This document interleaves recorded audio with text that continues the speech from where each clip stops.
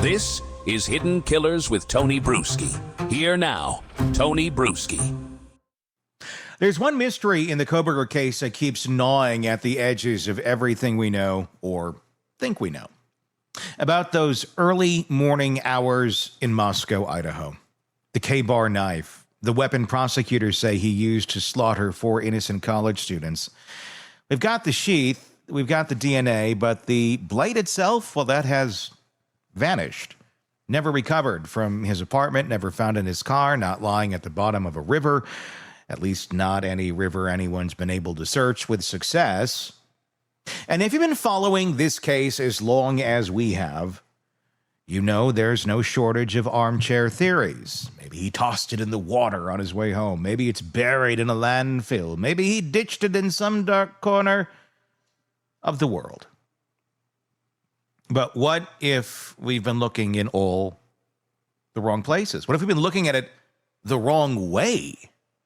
Robert Dreeke, retired FBI special agent and former head of the Counterintelligence Behavioral Analysis Program, has been thinking about this one for quite some time, and his take on it isn't about panic disposal or crime of the moment mistakes. It's about deliberate planning, about the kind of calculated concealment you see from the most methodical predators, the ones who hide things not just to get rid of evidence, but to keep it tucked away like a private trophy in a place only they know exists.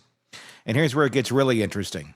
Robin believes Kohberger may have pulled a card straight from the playbook of Israel Keyes, the killer who pre-buried murder kits in remote spots he revisited months or years later.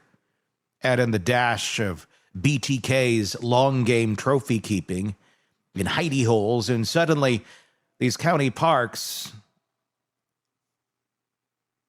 around Pullman and Moscow, and those oddly specific spots, the Wawawai, I'm probably saying the park name wrong, Wawawai, it's there. It sounds like a Hawaiian park, but it's not. That oddly specific spot in Kohberger's alibi, and in the maps that show where he went via vehicle tracking, starts looking a lot less like a stargazing detour and a lot more like a personal armory.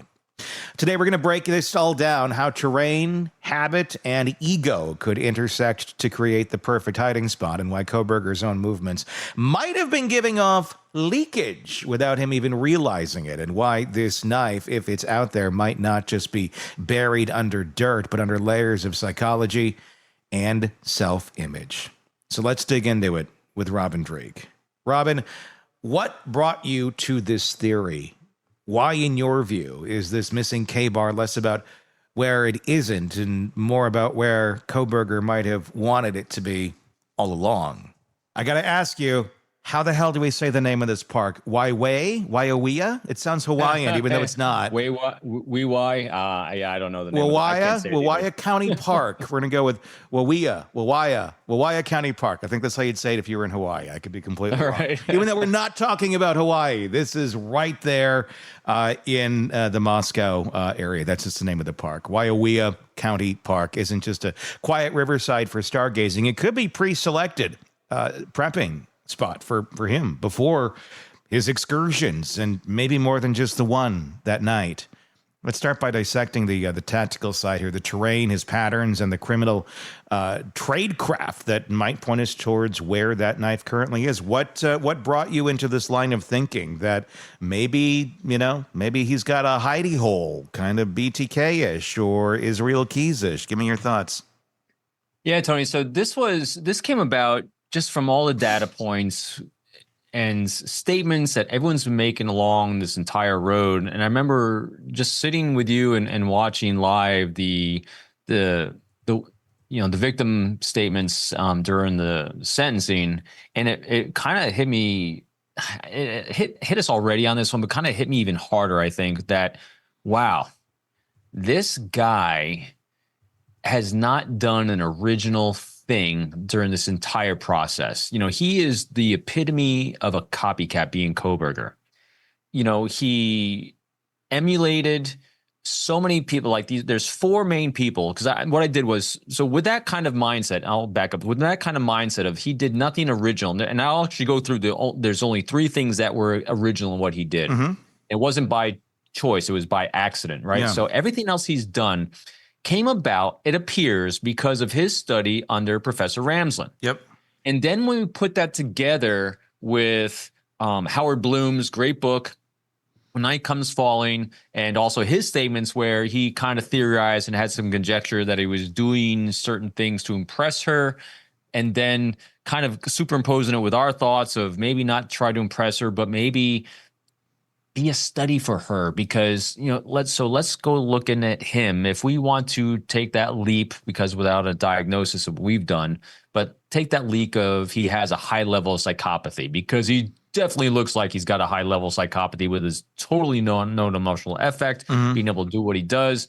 And so with that, it's all about grandiosity, and grandiosity is trying to outdo someone. It's about having the attention on them. And so with that kind of conjecture and theories running around in my head, I was like, well, let's then look at the murder weapon. Let's look at what's taken place and what hasn't taken place. And so if everything he's done has been a copycat of who he studied under Ramsland, who under Ramsland, what have they done with murder weapons after the fact of what has happened? And that's when I zeroed in on Keyes and saw that Keyes had stashes both before he committed a murder across the country. He would make these weapons caches and these murder caches for just in case. So he wouldn't have to travel with weapons to be alerting. He wouldn't have to travel with any paraphernalia that would be alerting. He would place things in barrels and in tubs months, if not years ahead of time, just in case he could be impulsive and commit a murder in a certain location. And so he would also do that after the fact. He would secrete whatever he used back into a secret place. He could either use it as a trophy, he could reminisce and think about it after the fact, and he might even use it again. And so I was looking at this and thinking to myself, if he's been a copycat on everything, being Kohberger, everything he's done to date so far, why wouldn't he do his post-murder just like everyone he studied before? So that brought me to Keyes. And then what I did was well, I'll let you take it from here. Otherwise, I'll keep rambling. No, I mean, there's a lot of questions here. I mean, continue with how your thought process was on this and how you kind of got to where you did with Keyes. So what I then did was, again, all public records. And so I think there's a great opportunity for law enforcement to do a deeper dive on this, because this is what I also researched. I didn't see any results doing my research that anyone's done this yet. Doesn't mean law enforcement hasn't. Sure. But from the public records, we don't have records of this. And so what I did was I then analyzed, I said, where did Keyes typically put his caches, both mostly after the event happened, like where he put the weapon, where he put the clothing he's looking at. And it always came back to places like in bends of rivers, in state parks, in all these kinds of places that Kohberger would frequent. And so then what I did was I did some research. I said, I used, AI for this, like law enforcement does these days. They use AI to kind of triangulate a lot of data rapidly. And so what I did was I then did a triangulation, the best I could, of the types of places that Keyes would secrete weapons in a cache after an event. And then I did an overlay of Kohberger's route after the murder as well to see what types of places. And I came up with four probable locations, like of a bend in a river, someplace in the park and things like that. And also, Tony, there's one other thing that triggered me in on doing this. Kohberger himself gave leakage in the sense that he said his alibi was out stargazing, and again, hiding in plain sight. So then I did research. Is this park, where in this park is known for stargazing?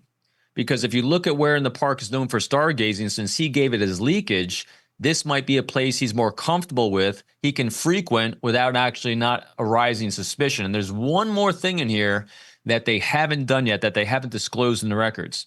And this is where I'd be very, very curious about law enforcement going down and taking a look at as well. Kohberger took a very tunnel vision look at what to do pre-murder and execution of murder when it came to digital footprint. He turned off his cell phone only on the day he's committing the murder. And they have through cell phone traffic from the months leading up to it that he actually went by the house a certain number of times, because he didn't turn it off then, which he should have done, right? And so we have all the cell phone traffic data around there, and we have the night of him circling down through the park on his way home. What I'm curious about is from the time he moved to Washington to go to the university there, I want to look at that cell phone data going through that park area. I want to see stops, but I also want to know when it was turned off. I want to know the areas it turned off. And I think we might be able to do an overlay between what I saw from a similarities between where Keyes placed his and where the AI is saying that these are some likely potential locations to check. And when you actually throw cell phone assessment data on top of that, we might have some pings, pure conjecture of where he might have stashed the bloody clothes, because blood is also going to be a trophy, something to remember. The knife and all these things that he might be reminiscing about more than a selfie in a shower where he's smiling and grinning like a psycho. It makes you wonder, like he's still sitting there in that cell, like hoping maybe one day I'll get back to that hole that I dug in the ground.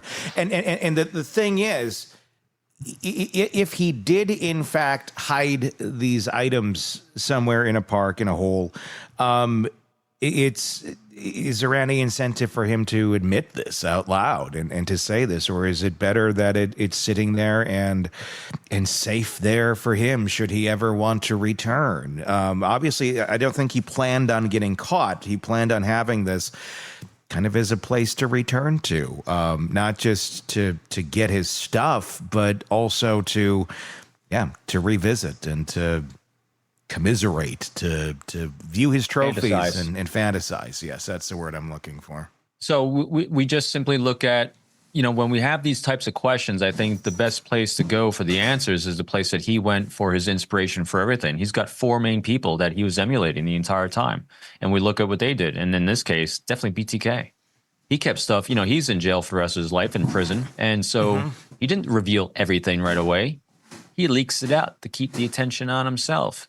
Yeah. So here's a theory. So if we have 4 people, we got BTK, we got Ted Bundy, we got Keyes, and there was one other that he's been emulating. One other in there that he's been emulating a lot of, because those are who Ramsland studied mostly. Her books, her writings are on those 4, right? Yeah. And so if we're looking for answers on what a probability of what he'll do next is, let's just follow one of those. I'm going down the BTK road, and that is, when he eventually gets out of solitary that he's in right now, if that happens, because he will be under severe threat because the conclaves are going to get him. That's not going to work out well when that happens. Right. And as he very bluntly said, the big D's coming for you. He better get his story out now, whatever he wants to get out. Yeah. Because I think he may be a bit incapacitated shortly. So when he first starts having the capacity to communicate, I'll be really curious as to the leakage he might start giving, because if it's there, eventually he might start leaking it to keep that attention. It's going to come in the form of, and again, I don't think he's motivated. Well, I don't think, who the hell knows what I think, but his motivation seems to be the attention, not the profit. So him writing a book, or someone writing a book, or doing a study on him, I think that's when it's going to come out. And so I think it's going to come out in drips and droves, not because it's his choice, but that's because what BTK did. That's what all these other people did. Or anyone else he might wind up studying while he's in there. And for what purpose? So let's go down for what's the motive. So if we're going to go down Howard Bloom's, and again, I give a lot of deference to people that have actually done a deeper study or dive, because they've interviewed so many people, including the journalist that worked with James Patterson and his book. I think they did 300 interviews for that one, she said. Yeah, she was out there quite a bit. Yeah, and so when you look at that, you look at their data points and see what ideas they come up with, they have credibility to me. Not that that's exactly right, but you got to look at it. And this idea of Ramsland really, really resonated with me. But now it was how, like from what effect, for what purpose. And I think it really is to the grandiosity, to be in her mind, the most interesting thing that she wants to study for the rest of her life would be success in his mind. What Robin just laid out flips the usual conversation about K-Bar on its head. This isn't the oops, I panicked disposal you hear in so many cases. It's the possibility of a man who saw himself as a student of killers, literally, treating this weapon as something more than just evidence, but a talesman, a private totem he could revisit in his mind, or maybe even in person, if the opportunity ever came, which, it might have come for him over the course of the several weeks that he was free after the murders. If you buy that premise, it changes how you think about the rest of the night of November 13th. That long, winding southern route back towards Pullman suddenly isn't a random drive to calm his nerves. It's part of a plan. The park visits in the months before, not harmless staging or stargazing runs, but more of a staging activity, reconnaissance. And the fact that law enforcement hasn't recovered the knife, not a gap in the investigation, but the result of a concealment strategy we've seen before from Keyes, BTK, and others. It also leaves us with questions that don't have clean answers yet. Did he really bury it months in advance, waiting for the night he'd dig it up? Did he return to the site after the murders to recache it? If the weapon is still out there, is it in a sealed container under 2 feet of soil, or lying somewhere under a riverbank marked only in his own mental map? And then there's the human angle, because while we're dissecting tactics, this was a blade used to take 4 young lives. If the theory holds, Kohberger may be holding on to it in his mind, not because he's worried about police, but because it gives him a sense of control, a connection to what he sees as his achievement. At the darkest part, the thought that this weapon could be sitting in the ground somewhere right now, not as a loose end to tie it up in court, but as a trophy he never planned to surrender. The irony, of course, is that if this is his game, this is working against him. BTK tried the same long play attention grab and ended up handing investigators the breadcrumbs they needed. If Kohberger starts leaking details to keep the spotlight on himself, the K-bar could eventually surface, not because he wanted it found, but because he couldn't resist talking about it. Until then, it sits as one of the case's biggest question marks, a piece of steel and plastic that might tell us more about Bryan Kohberger than anything else we've seen. And the longer it stays missing, the more it becomes less about evidence, more about him. Let me know your thoughts in the comment section on YouTube. If you're not there already, search Hidden Killers with Tony Bruschi and join us there. You can make that same search wherever you download podcasts to find our podcast there too. You can take us on the go, subscribe in both places, and do let us know your thoughts, like I said, in the comment section on YouTube. Until next time, I'm Tony Bruschi. We will talk again real soon. Want more on this case and others? Then press subscribe now and don't miss a moment of true crime coverage from Tony Bruschi and the Hidden Killers podcast.